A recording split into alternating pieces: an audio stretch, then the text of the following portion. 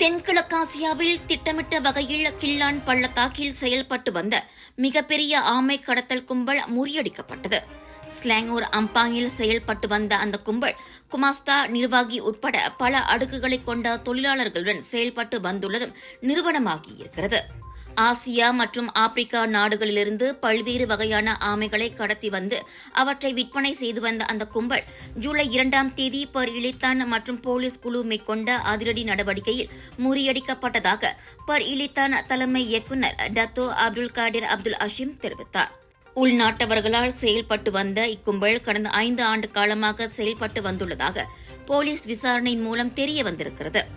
Selangor, Ampang மற்றும் Subang ஜயாவில் 2 வெவ்வேறு இடங்களில் மேற்கொள்ளப்பட்ட சோதனையில் 8 தனிப்பட்ட நபர்கள் கைது செய்யப்பட்டதன் மூலம் இக்கும்பலின் நடவடிக்கை முறியடிக்கப்பட்டிருக்கிறது. அவர்களில் கம்போடியாவைச் சேர்ந்த ஒரு பெண் உட்பட 3 ஆடவர்களும் அடங்குவர். கடத்தி வரப்பட்ட ஆமைகளை தங்களது அலுவலக கட்டிடத்தின் உள்ளேயே வளர்க்கும் மையத்தையும் இக்கும்பல் நடத்தி வந்துள்ளதோடு இதற்காக சிறப்பாக கம்போடிய பிரஜை ஒருவரும் வேலைக்கு அமர்த்தப்பட்டிருந்தார். ஆமைகளை கடத்தி வருவதற்காக அவர்கள் விமான சேவைகளை பயன்படுத்தி வந்துள்ளனர். ஆமை கடத்தல் வருமானத்தின் மூலம் இந்த கும்பல் பெரிய அளவில் சம்பாதித்திருப்பதும் தெரிய வந்திருக்கிறது.